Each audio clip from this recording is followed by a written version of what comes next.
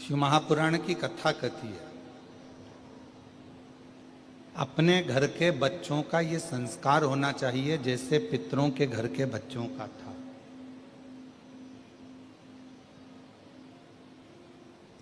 अपने घर के बच्चों का ये संस्कार होना चाहिए कि हमारे घर में, हमारे परिवार में या हमारे घर के नजदीक में कोई संत, साधु, तपस्वी जन, साधक जन, उपासक जन, कोई तपस्वी, कोई साधक आए हैं तो उनका आदर करने जाया जाए, प्रणाम करने जाया जाए।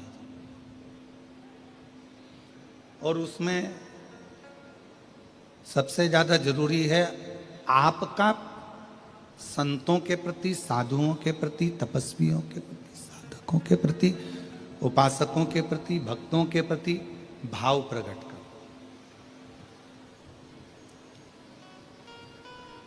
एक माता पिता ने अपने बच्चे को समझाया, सिखाया कि देखो कल गुरुजी आएंगे, तुम प्रणाम करना हो। कल गुरुजी आए तब तुम नमन करना, प्रणाम करना। बच्चे ने कहा ठीक है। और सुबह सुबह गुरुजी आ गए। माँ ने अपने बच्चे से कहा चल प्रणाम कर गुरुजी को। बच्चे ने कहा नहीं करना। अब माँ ने कहा फिर प्रणाम कर गुरुजी को, अपने गुरुजी हैं, नहीं करना। माँ ने 2-4 धर के दिया। गुरुजी को प्रणाम नहीं करता, पागल हो गया है। पिताजी आए, पिताजी ने कहा बेटा अपने गुरुजी हैं, प्रणाम करो, नमन करो। बेटे ने मना कर दिया, प्रणाम नहीं करो। पिताजी ने फिर कहा कि बेटा अपने गुरुजी हैं, प्रणाम करो, फिर प्रणाम नहीं करा। पिताजी को गुस्सा आया, उन्होंने भी 2-4 धर दिया। इतने में गुरुजी को लगा कि बताओ बच्चे को दोनों मार रहे हैं। तो गुरुजी ने पूछा क्यों मार रहे हो? ये प्रणाम नहीं कर रहा। इतने में गुरुजी बोल रहे हैं नहीं कर रहा तो मत करने दो, तुम दोनों तो करो। अब अगर वो प्रणाम नहीं कर रहा है तो तुम दोनों तो करो।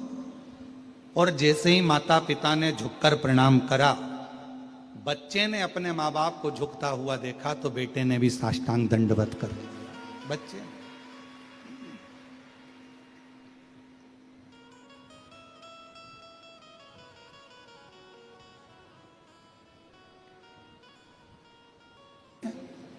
पर गुरुजी इतना विश्वास लेकर आए। और हमारी माँ हमसे कहती थी और हमारे पिताजी कहते थे कि कोई भी आए उसके आदर में, सम्मान में कमी नहीं होना चाहिए। हमारे मन में आया यही माता पिता का सम्मान, यही संस्कार माता पिता का सबसे बड़ा। माँ ने अपने बच्चे को 2 थप्पड़ दिए, पिताजी ने 2 थप्पड़ दिए, मारा। प्रणाम करो, प्रणाम करो, प्रणाम करो, प्रणाम करो। और बच्चा प्रणाम नहीं करता। गुरुजी ने कहा कि तुम दोनों ही प्रणाम करो। और जैसे ही दोनों ने झुककर जैसे ही दोनों ने झुककर प्रणाम किया, प्रणाम करते से ही बच्चे ने साष्टांग दंडवत कर लिया। कारण एक माता पिता ऐसे होते हैं, एक माता पिता ऐसे होते हैं जो अपने बच्चों में अपने संस्कार देते हैं। और वो बहुत जरूरी है। हमारा आप सबसे निवेदन है, हैदराबाद के जितने शिव भक्त यहाँ कथा में बैठे हैं, 1 पंडाल, 2 पंडाल, 3 पंडाल, 4 पंडाल, 5 पंडाल, 6 पंडाल, और जितने बाहर बैठे हुए हैं, सबसे निवेदन है। और जितने आस्था चैनल पर कथा सुन रहे हैं, आपसे भी निवेदन है, फेसबुक यूट्यूब पर जो कथा सुन रहे हैं उनसे भी निवेदन है कि आपसे एक निवेदन है कि आप सब कुछ दो, अपने बच्चों को प्रॉपर्टी दो, अपने बच्चों को धन दो, दौलत दो, संपदा दो, अपने बच्चों को सब कुछ दीजिए। पर निवेदन है अपने बच्चों को प्रॉपर्टी दो, धन दो, दौलत दो, मकान दो, सत्ता दो, वैभव दो, सब कुछ दो, पर एक निवेदन है कि अपने बच्चों को अच्छा संस्कार जरूर देने का प्रयास करो, जिन संस्कार के बल पर आपका जीवन आगे चलकर सार्थक हो, आगे चलकर सार्थक। कि शंभु शरणे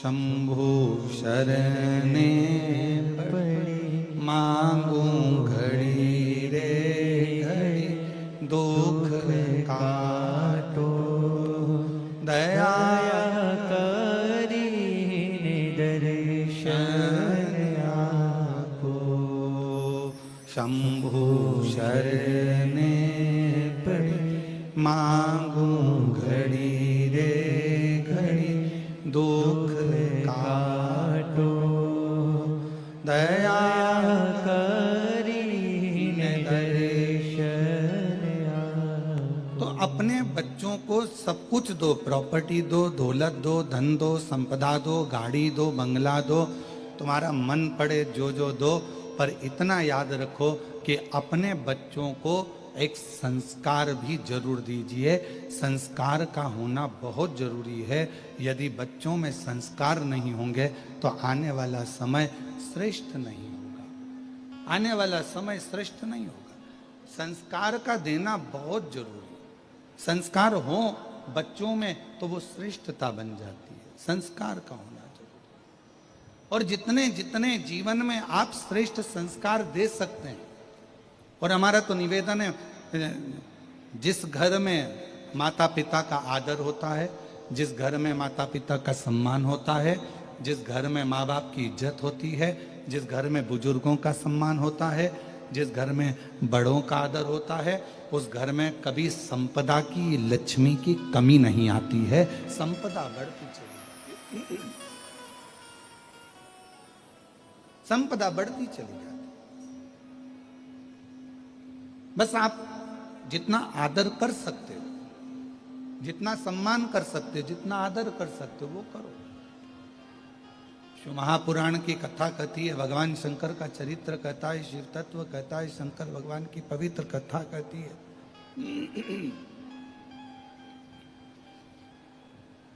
पितृलोक में जैसे ही भगवान देवाधिदेव महादेव का आगमन हुआ,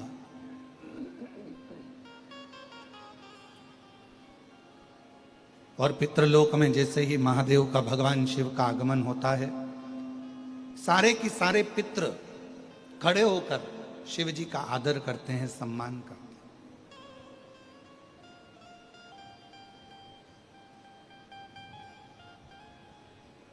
अब कितनी सुंदर बात कही है। पितृ शिव जी का आदर कर रहे हैं, शिव जी पितरों का आदर कर रहे हैं, क्योंकि ये हमारे धर्म पत्नी माता पार्वती जी के नाना नानी हैं।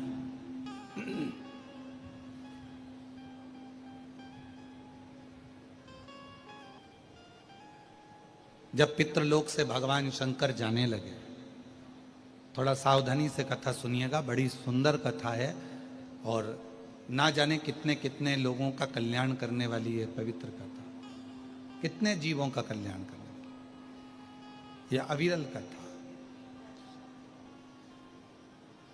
कहा कि पितृलोक से जब भगवान देवाधिदेव महादेव, भगवान शंकर, माँ जगतजननी जगदम्बा माता पार्वती जी पितृलोक से जब जाने लगे, पितृलोक से जब निकलने लगे, जाने लगे, तो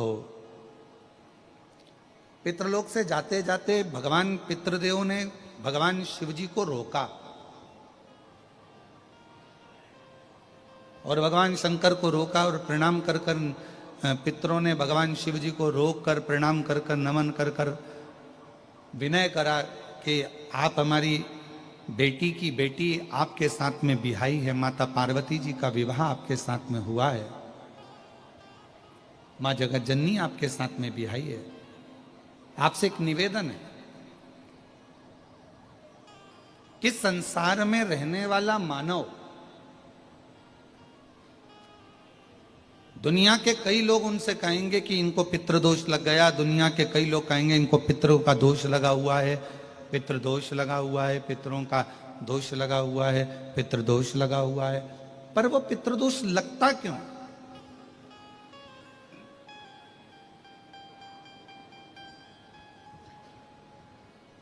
पितृदोष लगने का कारण है क्या? आपने अपने गए हुए पूर्वजों के लिए तर्पण भी करा, पिंडदान भी करा, तिलांजलि भी दी, ब्राह्मण का भोजन भी कराया, सब कुछ करा जो आपसे बन सकता था, आपने सब कुछ करा, सब कुछ। फिर पितृदोष कैसे लग गया? फिर पितरों का दोष कैसे लग सकता है? तो पितरों ने तुरंत भगवान देवादिदेव महादेव से कहा कि संसार सागर में माता पिता के रहते हुए उनका आदर ना कर पाना, या माता पिता को जब प्यास लगी उस समय पर जल प्राप्त ना हो पाना, या किसी न किसी रूप में माता पिता के पूर्वजों के आदर से वंचित रह जाना, फिर माता पिता के चले जाने के बाद, बुजुर्गों के चले जाने के बाद वो दोष घर में लग जाना पितृदोष की संज्ञा में आता। और पितृदोष के 4 लक्षण सबसे प्रबल हैं। ये कोई भी अनुभव कर सकता है पितृदोष के 4 लक्षण में। पहला लक्षण है 1 रुपया कमाओ, ₹1.25 खर्च हो रहे हैं, समझ लेना पितरों का दोष है। दूसरे नंबर का, एक व्यक्ति घर में बीमार है, ठीक हुआ, दूसरा बीमार पड़ गया, तीसरा ठीक हुआ, चौथा बीमार पड़ गया, घर में कोई ना कोई निरंतर बीमार पड़ा हुआ है, दवाई गोली लगी रही है, समझ लो पितरों का दोष है। तीसरे नंबर पर आप कोई पूजन की थाली लगाए, किसी को भोजन देने जा रहे थे, किसी को पानी देने जा रहे थे, किसी को भोजन का कोई नाश्ता देने जा रहे थे, और आपकी ट्रे में से, आपकी थाली में से, आपके हाथ से अगर कोई भरा हुआ पात्र पानी का गिर गया, नाश्ते का गिर गया, थाली गिर गई, कोई दूध का गिलास गिर गया, कोई सामग्री गिर गई, कोई पूजन की थाली तुम्हारे हाथ में है और पूजन की थाली में से मालूम पड़े कोई सामान गिर गया नीचे, समझ लो कि पितृ का दोष है।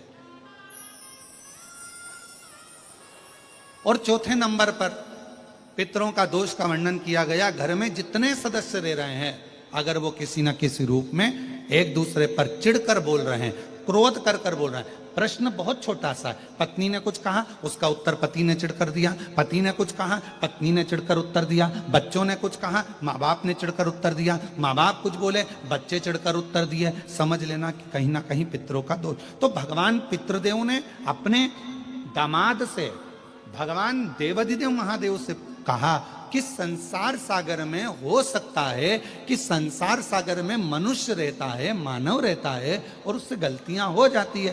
तो पितृदोष अगर संसार के लोगों को लगे तो हमारा एक निवेदन है, आप जाते जाते वर दीजिए कि ये पितरों की शांति आपकी आराधना से पूर्ण हो जाए, बस इतना वर दे दीजिए। शिव जी उस समय पर मौन हो गए। भगवान देवादिदेव महादेव एकदम मौन। पार्वती जी ने शिव जी से कहा, आप हमारे नाना जी को वर नहीं देंगे?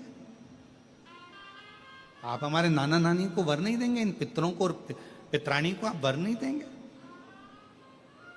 शिव जी ने वर दिया मां पार्वती जी के नाना जी को और अपने नाना ससुर को, हे पितृदेव,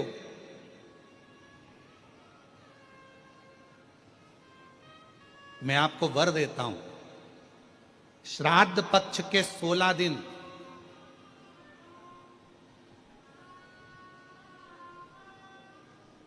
यदि संसार का कोई मनुष्य बेल दूध का प्रयोग करता है, बेल दूध से मतलब होता है बेलपत्र के ये मध्य भाग जो होता है, बेलपत्री की जो नीचे की 2 पत्तियां जो होती है, ये 2 पत्तियां जो बेलपत्री की होती है, इस बेलपत्री की दोनों पत्तियों को शिव